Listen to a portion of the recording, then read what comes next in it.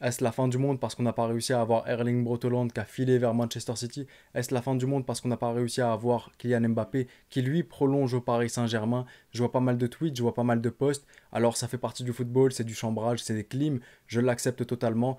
Mais cependant, moi, je vais vous donner mon avis. Et en tant que supporter du Real Madrid, je trouve qu'il n'y a aucun problème à ce que Kylian Mbappé ou Erling Haaland ne viennent pas au Real Madrid.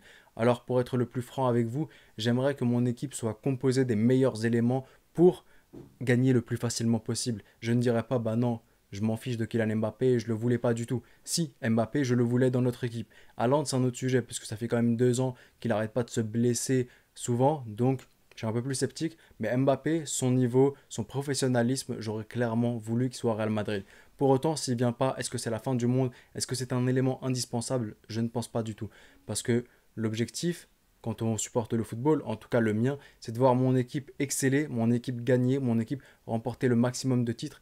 On l'a fait avant Kylian Mbappé, on l'a fait pendant Kylian Mbappé, que ce soit en 2018 ou même cette année contre le PSG en Ligue des Champions où il y avait Kylian Mbappé, on va le faire après Kylian Mbappé. Le problème maintenant, c'est qu'on a touché quelque chose de l'être humain qu'il ne peut pas supporter du tout, c'est bien son ego. On a touché l'ego de Florentino Pérez, on a touché l'ego des supporters du Real Madrid.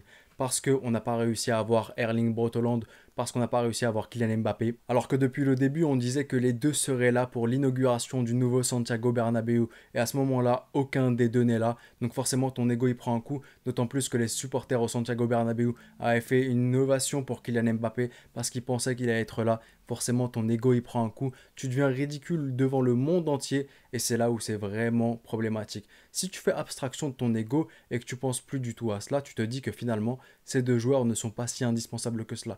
Je l'ai dit avec Erling Haaland, ça fait limite 2 ans qu'il se blesse souvent. Aujourd'hui, Darwin Núñez fait bien plus de bruit que Erling Haaland, du moins pas sur cette période parce que Haaland a signé à City, donc forcément on en parle un peu plus. Mais durant cette saison, j'ai plus vu parler de Darwin Núñez que de Erling Haaland. Kylian Mbappé maintenant, c'est un joueur fantastique, extraordinaire qui peut jouer à tous les postes de l'attaque en tant qu'ailier gauche, en tant qu'ailier droit, en tant que buteur. Cependant, Kylian Mbappé, il n'est pas indispensable. Certes, je n'aurai pas un joueur qui peut jouer à tous les postes, mais je vais prendre 3 joueurs qui performent chacun à leur poste, il n'y a aucun souci. On a réussi avant Kylian, on a réussi pendant Kylian, notamment cette année-là. On réussira après Kylian et sans lui. Il n'y a aucun souci là-dessus. Regardons juste Vinicius Junior. Je ne dis pas qu'il est plus fort que Kylian Mbappé, je ne le pense pas personnellement, mais regardons Vinicius Junior. Je n'ai pas besoin du meilleur dans mon équipe, j'ai besoin de quelqu'un de très bon à ce poste qui peut faire le travail et aujourd'hui Vinicius le fait. Qui pouvait penser que Vinicius l'année dernière serait aussi bon? Le football, il va tellement vite que le football évolue vite, les joueurs évoluent, les joueurs ne stagnent pas, il y en a qui d'un coup explosent et c'est vraiment le cas de Vinicius Junior cette année-là. Donc dans 3 ans, on aura un nouveau crack qui va surgir et qui va faire chambouler la planète foot. Phil Foden l'année dernière, il n'était pas aussi extraordinaire que cette année, il explose. Darwin Núñez, il y a 6 mois, personne n'en connaissait rien. Aujourd'hui, absolument limite, tout le monde le veut. Raphaël Leao l'année dernière, en tant que ailier gauche à l'AC Milan, il était parfois critiquable. Cette année, c'est l'un des meilleurs ailiers gauche du monde.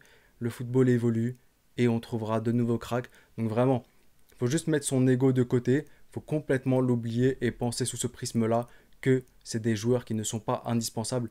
Je sais que on devient un peu la risée du monde et ça fait mal, mais il n'y a aucun souci là-dessus et il faut juste y faire abstraction. Enfin bon, on arrive maintenant à la fin de cette vidéo. Donnez-moi votre avis dans l'espace commentaire. Est-ce que vous pensez que Kylian Mbappé et Erling Haaland étaient indispensables au Real Madrid? Je me ferai un plaisir de vous lire dans la bienveillance bien entendu. Prenez soin de vous et de vos proches, c'était le petit pharaon et je vous dis...アリーベ・デルチ